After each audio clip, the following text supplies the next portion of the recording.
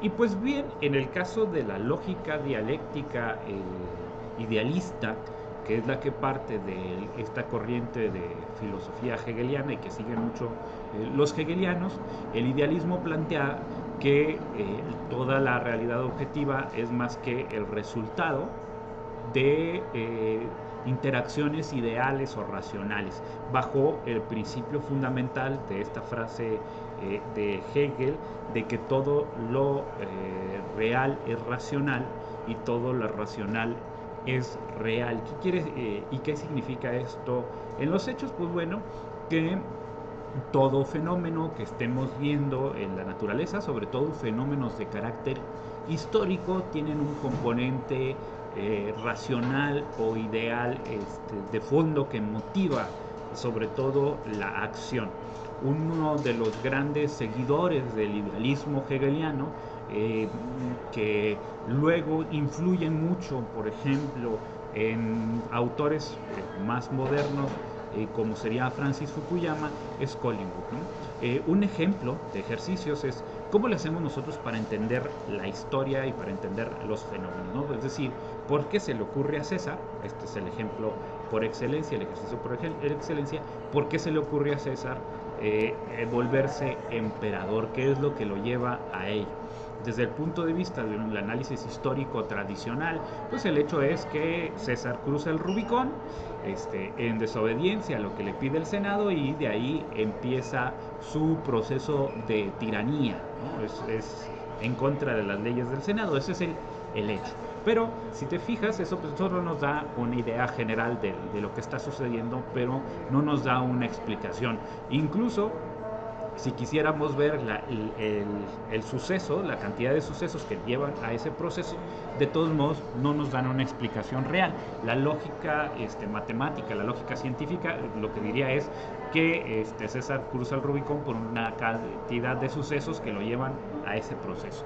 Pero desde la lógica hegeliana nos vamos a plantear lo siguiente. Bueno, pues si la tesis es que César cruza el Rubicón, la antítesis es que César, ¿sí?, dudó o dudaba, ¿no?, porque ya es un hecho consumado, ¿verdad? No lo podemos contradecir en la realidad, pero dudaba, ¿sí?, de cruzar el Rubicón.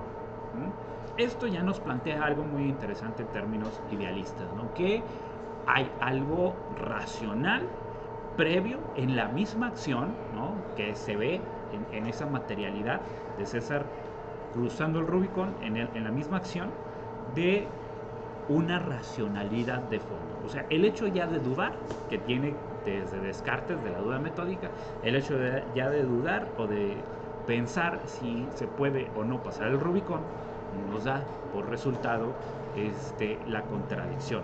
Y eso nos lleva a que hay hechos en la materialidad en el que César duda cruzar el Rubicón. Es decir, ya la síntesis de la idea sería: después de un proceso de reflexión y de duda, César cruza el Rubicón.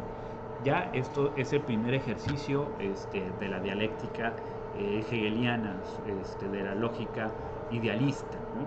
Esto, si te fijas, ya nos va abriendo la pauta de interpretación que nos permite ahondar aún más en el hecho mismo, porque al final de cuentas el que haya un proceso de reflexión de César para cruzar el Rubicón, que sería nuestra síntesis, nos lleva a convertirla y poderla convertir en otra tesis en sí misma, en otra idea que nos llevará, si seguimos el mismo método, a cuestionarla.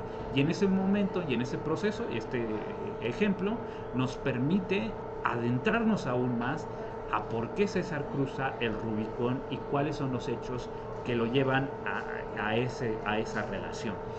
Hegel lo aplica de una manera magistral, al grado que ya ni nos acordamos, para entender cómo es que se da el proceso de la evolución del pensamiento humano y cómo es que este pensamiento al final de cuentas se inscribe en un pensamiento de carácter universal, ¿no? Un ejemplo lo podemos tener también en el caso de ejercicios de la historia de México, y aquí te lo pongo como un reto a generar, ¿no?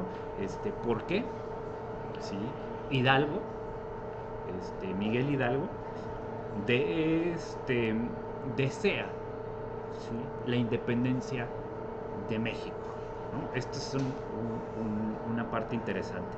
Descubrir de este hecho material, ¿no? De Hidalgo desear la independencia de México, ya nos lleva a plantear entonces una contradicción, ¿no? Aquí la cuestión que te pongo como ejercicio es: ¿qué es la contradicción interna de este deseo de Hidalgo de la independencia de México? ¿No?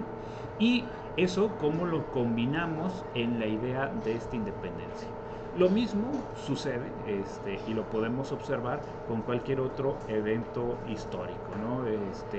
Que lo podemos ver e identificar en su parte mínima, que sería un personaje. Generalmente se parte del pensamiento de una persona, ¿sí? La contradicción de esta persona y cómo se vuelve un movimiento de carácter universal. Otro ejemplo que te doy, que sería el caso que utiliza Hegel, y también para que lo tomes en reflexión, que es lo que motiva a Napoleón entrar a Berlín, ¿no? De hecho, esto es lo que hace clic a Hegel en términos de historia cuando ve a Napoleón entrar a Berlín, ¿no? Y de hecho el propio Hegel llega a manifestar y expresar que Napoleón es la representación del espíritu absoluto en su tiempo y en su momento. Estos serían dos ejercicios muy interesantes. Igual al final de los videos te comparto un correo electrónico para que me escribas ahí, y entonces seguir el diálogo de estos ejercicios de una manera más profunda, ¿no? Esto en el caso de cómo se aplica la lógica hegeliana a los hechos sociales.